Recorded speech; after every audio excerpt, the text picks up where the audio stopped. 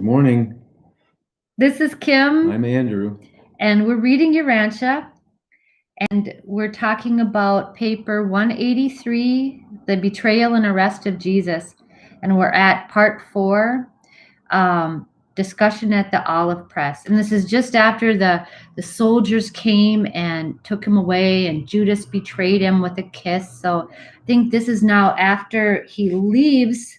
He leaves with the soldiers, and they tied his arms behind his back and the whole nine, and they're talking about the apostles, and everybody is talking about, oh my gosh, what do we do now, right? Okay, do you want to go first? Sure. James Zebedee found himself separated from Simon Peter and his brother John, and so he now joined the other apostles and their fellow campers at the olive press to deliberate on what should be done in view of the master's arrest. Andrew had been released from all responsibility in the group management of his fellow apostles. Accordingly, in this greater of all crises in their lives, the greatest crises of all their lives, he was silent. After a short, informal discussion, Simon Zelotes stood up on the stone wall of the olive press and, making an impassioned plea for loyalty to the master, impassioned plea for loyalty to the master and the cause of the kingdom, exhorted his fellow apostles and the other disciples to hasten on after the mob and effect the rescue of Jesus. The majority of the company would have been disposed to follow his aggressive leadership had it not been for the advice of Nathaniel.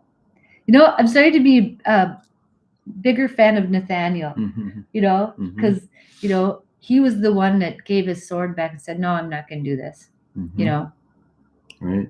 Yeah. The advice of Nathaniel, who stood up the moment Simon had finished speaking and called their attention to Jesus' oft-repeated teachings regarding non-resistance. He further reminded them that Jesus had that very night instructed them that they should preserve their lives for the time when they should go forth into the world proclaiming the good news of the gospel of the heavenly kingdom. Right, because think of if they would have, followed Simon Zelotes and said, oh yeah, we got to go rescue him, we're going to go pull this off, and then we'll, they would have all just been killed. They would have been massacred. Right. And that would have been the end of it, But no, Jesus told them, live to go preach the gospel.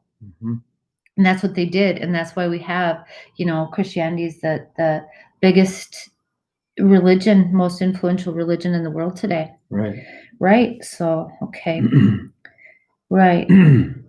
Nathaniel was encouraged in this stand by James Zebedee, who now told how Peter and the others drew their swords to defend the master against arrest, and that Jesus bade Simon Peter and his fellow swordsmen sheathe their blades.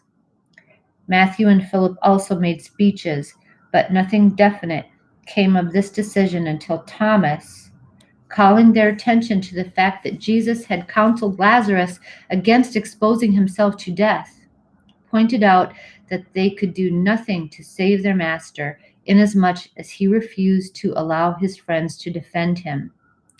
And since he persisted in refraining from the use of his divine powers to frustrate his human enemies. Thomas persuaded them to scatter, every man for himself, with the understanding that David Zebedee would remain at the camp to maintain a clearinghouse and messenger headquarters for the group. By 2:30 that morning, the camp was deserted. Only David remained on hand with 3 or 4 messengers, the others having been dispatched to secure information as to where Jesus had been taken and what was going to be done with him. Yeah, I wanted to say something about, no, I can't remember what I was going to say. I hate that. Okay. Yeah. Because he told, because Peter was going to take out his sword, and he said, Peter, put away your sword. If you live by the sword, you'll die by the sword. He said that. And then he said, don't you know that even now I could have all the angels at my command? I could have them, come and take care of this if I wanted, but I choose to go with my Father's will. My Father's will is to drink this cup, to let this happen, and that I would die. And it's not that he died it's because he let himself die as an ordinary human, right? Right.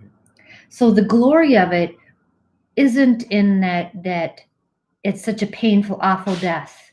Well, a lot of people were crucified, and there's a lot of people that die painful, awful deaths. But the glory of it is that he allowed himself to be treated as an ordinary man would be treated. But he wasn't an ordinary man. Right. That he really wanted to know what it was to be one of us.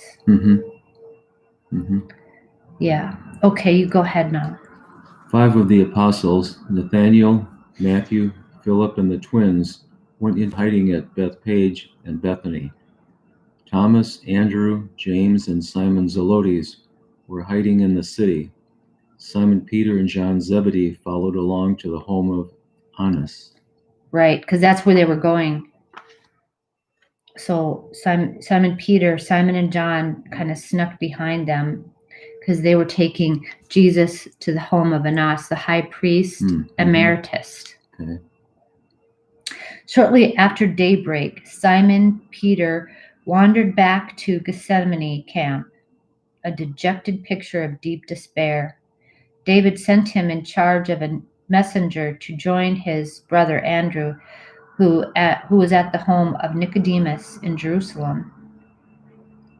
Until the very end of the crucifixion, John Zebedee remained as Jesus had directed him, always near at hand, and it was he who supplied David's messengers with the information from hour to hour which they carried to David at the garden camp, and which was then relayed to the hiding apostles and to Jesus' family. Surely the shepherd is smitten and the sheep are scattered. While they all vaguely realize that Jesus has forewarned them of this very situation, they are too severely shocked by the master's sudden disappearance to be able to use their minds normally.